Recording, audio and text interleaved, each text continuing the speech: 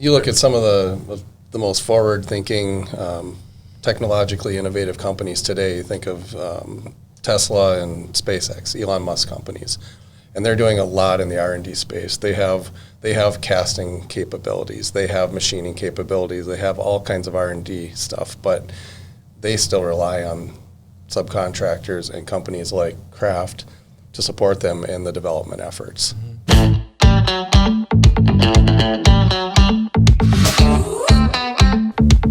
This is the Buffalo Community Podcast, all about the greatest small town in the USA, the people in it, and how it all works together. Here are your hosts, Tyler Reese and Mark Benzer.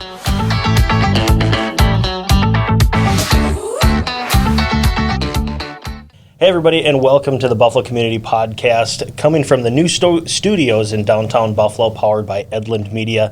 This is episode 96 of the Buffalo Community Podcast. We've got President and CEO of Craft Pattern and Molding. Yes. Steve Kremers, and Steve, General Manager of Craft Pattern. Thank you for coming in. Thank you. Well, thanks for being a guinea pig, actually, for our new studios here. You know, it's a great backdrop. We really enjoy it. So. Oh, I appreciate it. Yeah. For people who don't know you already, just give a 30,000-foot view of what your business is, and just let's catch us up real quick. Okay. Yeah, so Craft Pattern, we've been in business for approximately 40 years.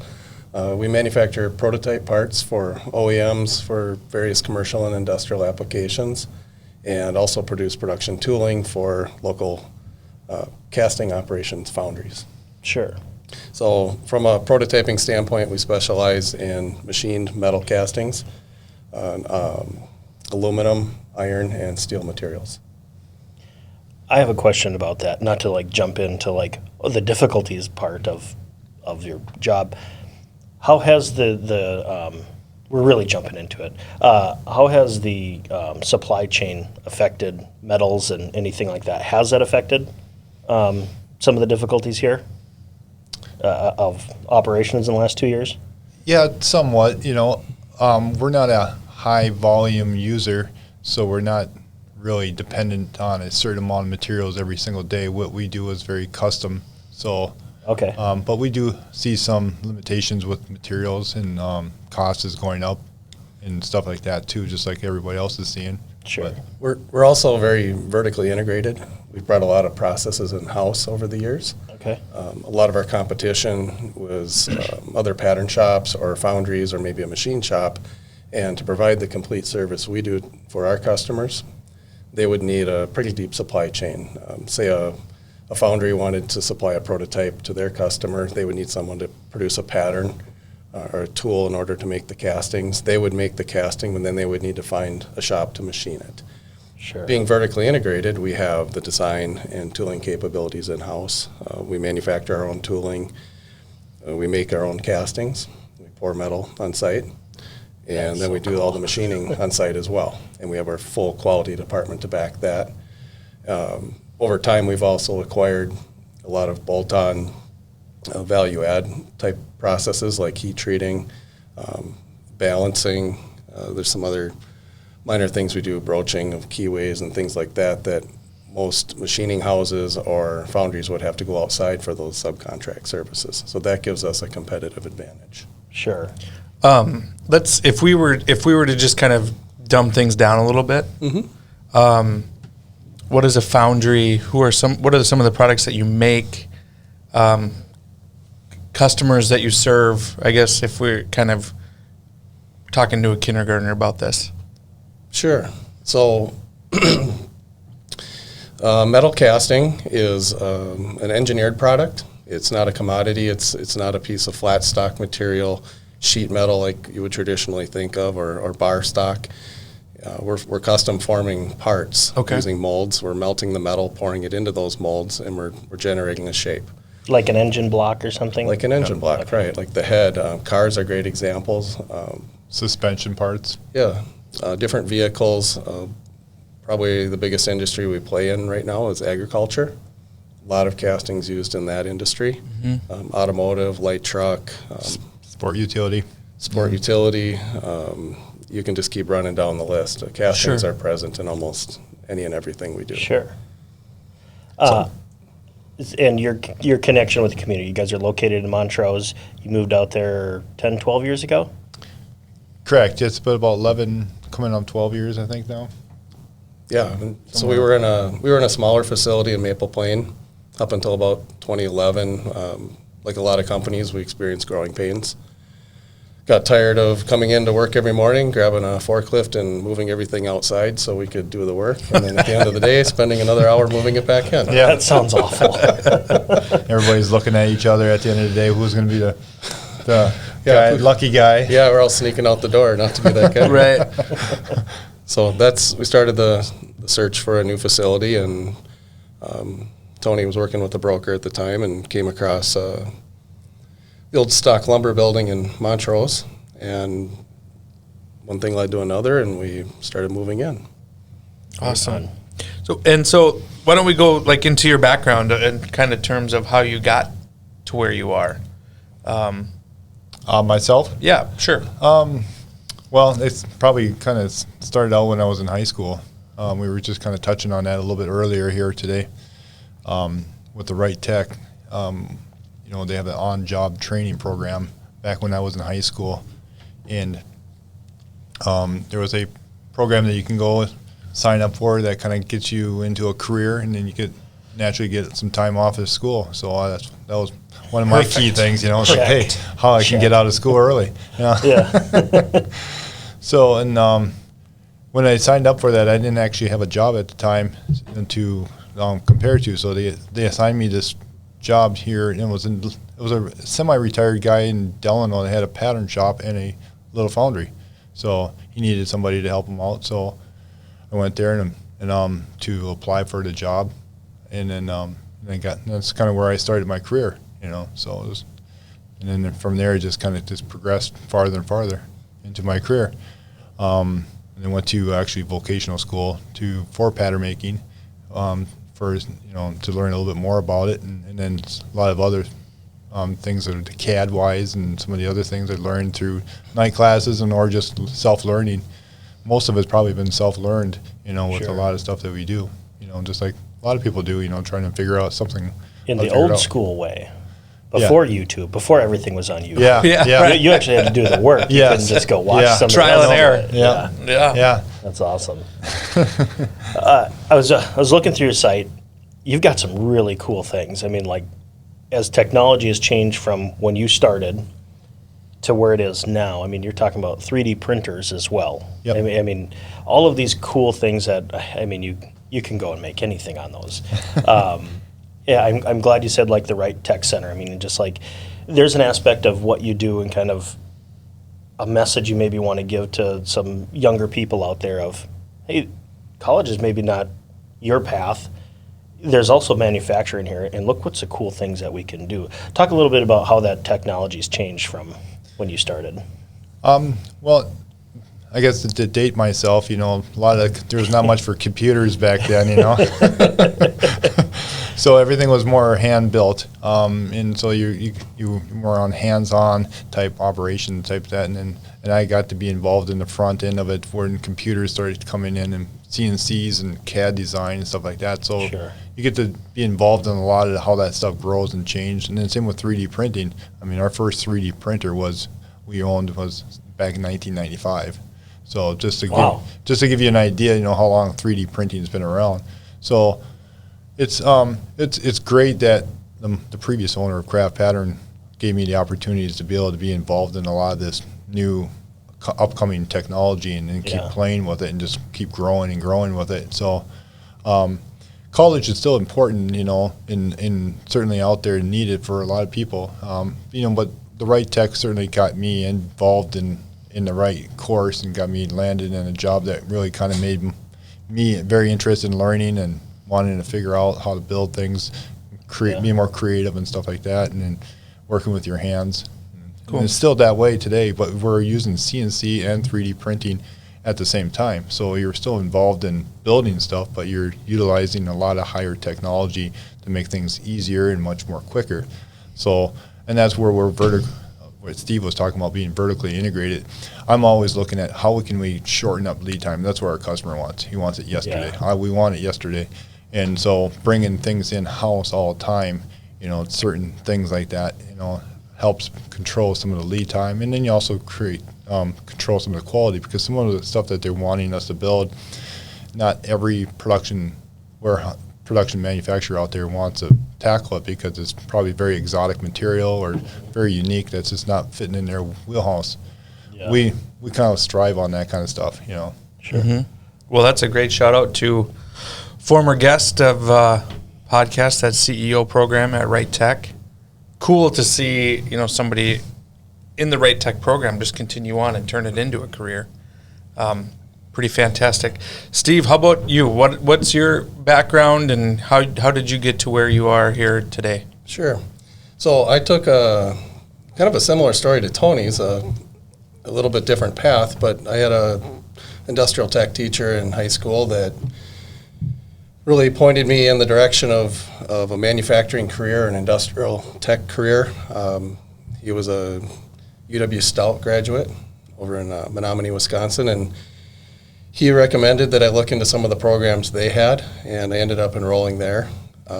Pursuing an industrial technology or management type degree, I quickly figured out I didn't want to just be in a management position. I want a little bit more hands-on, which was what Stout is really about, hands-on experience.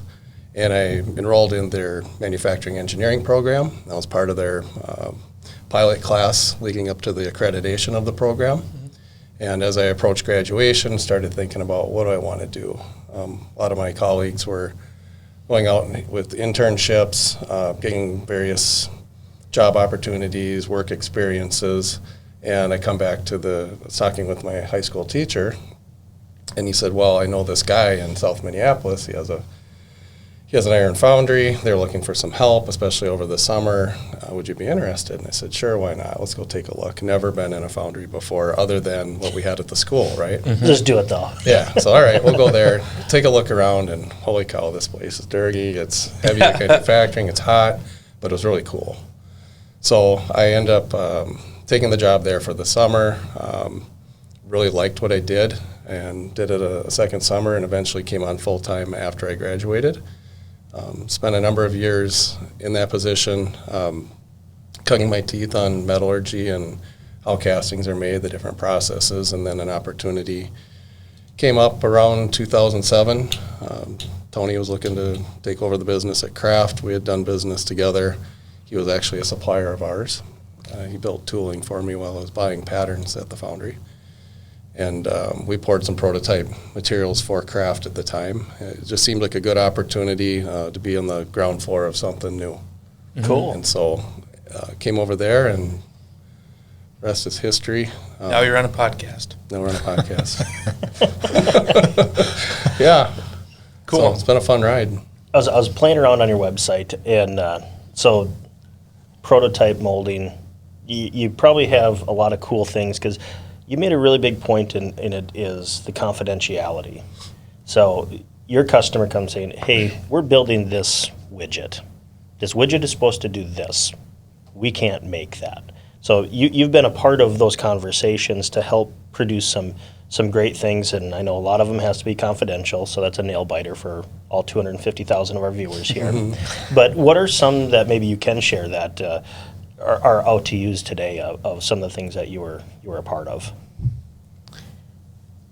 Well, I think one of the watershed moments in Kraft's history, at least since Tony took over, was a project we worked on with Polaris. It took place in around 2008. Mm-hmm. It's a good story in that it's a great example of the type of service we provide. Working with their industrial design team, which is tasked with coming up with all the new products and all the latest and greatest out there that they're going to put to market, they asked us to build them a motorcycle, a concept motorcycle. And the idea was to cast the bike, the frame, all the components as much as possible, short of the engine and the wheels. And what couldn't be cast, we'll machine it out of billet. All's one frame. Yeah. Really? Mm-hmm.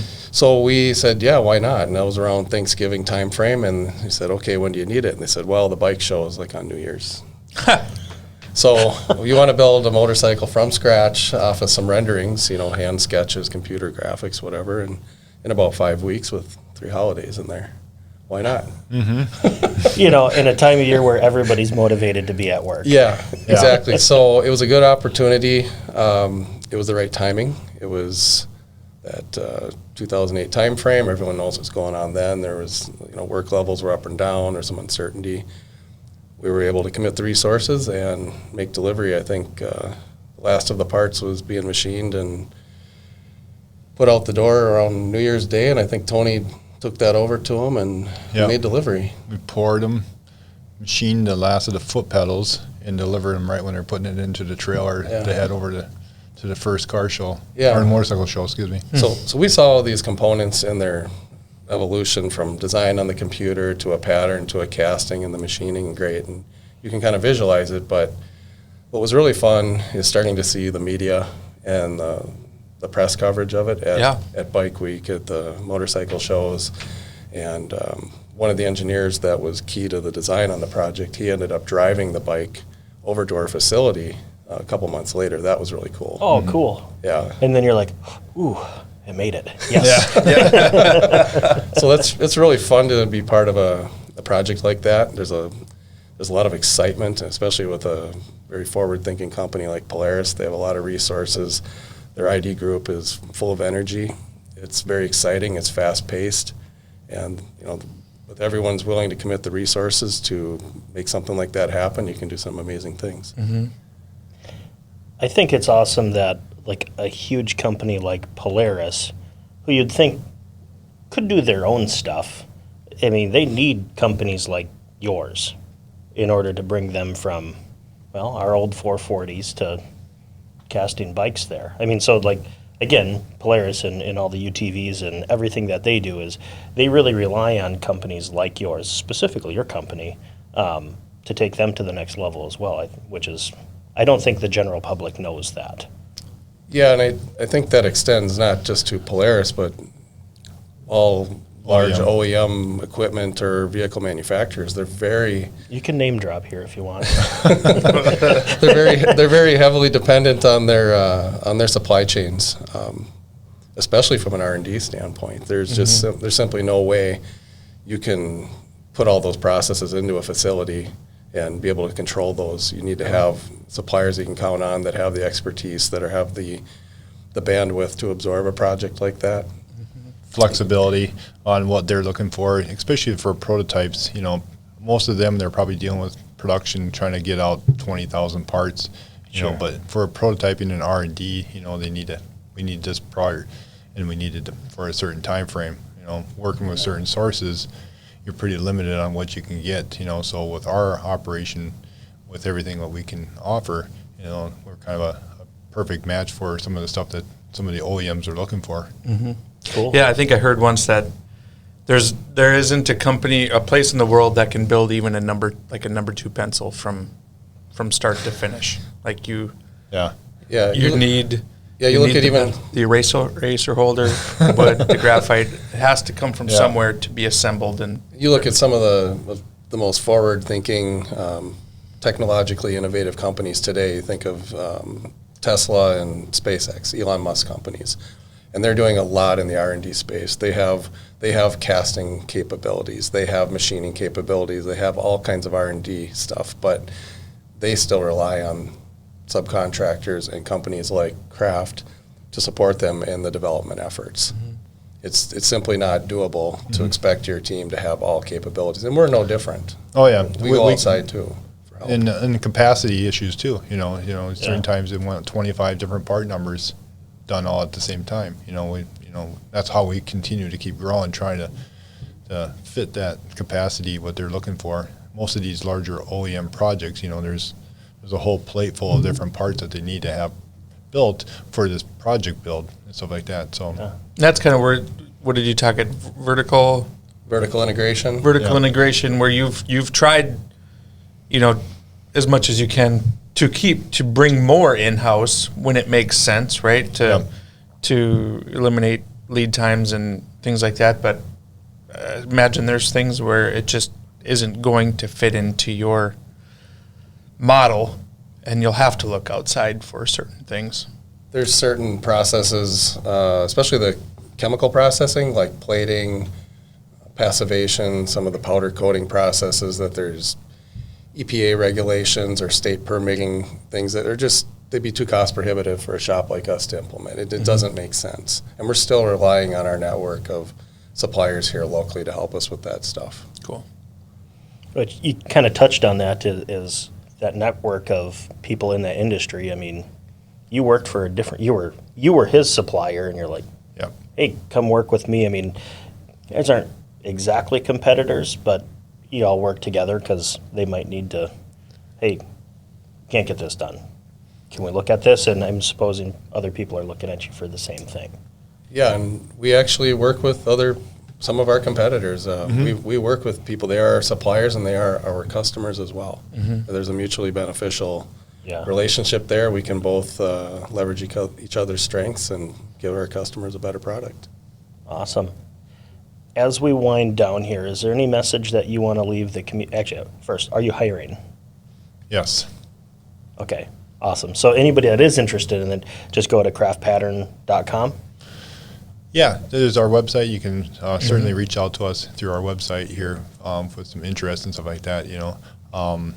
With the younger youth coming out of high school and stuff like that, and not knowing what they want to do in their life, I kind of want to just kind of reach out just to say, there's other opportunities out there, besides what they're seeing when they're in school, stuff like what we do, very specialized type stuff, like that can kind of keep your mind interested in stuff and work hands-on and stuff like that too. Awesome. Anything you want to say? Yeah, so as you mentioned, our website, we have some of our positions that are posted out there that we're looking for people. CNC machinist with background in CAD and CAM programming. We're not talking old school machinist on a manual mill or a lathe. This is high technology stuff, 3, 4, and 5 axis machining, very complex geometry and materials. Probably one of our complex geometry, son of a gun. So we actually, one of our biggest areas that we see long term is our ability to move more people into the design side of things. And I think Tony touched on it a little bit with his background going into pattern making early on. It is I don't want to say it's a dying art, but it's a dying trade in that there aren't at schools teaching that anymore. And that's something we're really challenged to backfill, as time goes on and people, through attrition or retirement move out. We need to have that next generation step in and be able to understand the concepts of what the process requires, what we require to manufacture the product, and to be able to use the tools of today, the software, the machinery to get there. And that's where I think a lot of opportunity exists, especially in the digital age we're in now. Kids love computers, they love technology, 3D printing. We do all of that, and that's our day-to-day job. We see it as our means to generate revenue and an income, but it's also very fun. It can be very challenging, very exciting, very rewarding, and there is good opportunities, like Tony said, for a younger person that maybe isn't on a college track, but still has interest in doing this stuff, working with their hands and their mind. Awesome. Working with CNC machines too are very fascinating, just like the 3D printing process. We got 25 machining centers. They're 3-axis, 4-axis, and 5-axis machining centers, so they're taking raw material, putting it onto these machines, and then 3-dimensionally machining these into a pattern, and then creating that yourself, things like that. It's kind of fun and rewarding. That's so cool. Totally. Awesome. Well, thank you so much for coming in. It's going to wind down episode 96 of the Buffalo Community Podcast. I'm Tyler Reese. I'm Mark Benzer. I'm Tony Kramers. I'm Steve Shade. Thank you very much. Thanks, guys. Appreciate Thank you. Thanks for listening to the Buffalo Community Podcast, produced by Edlin Media. You can find us on Facebook and YouTube, as well as anywhere you listen to podcasts.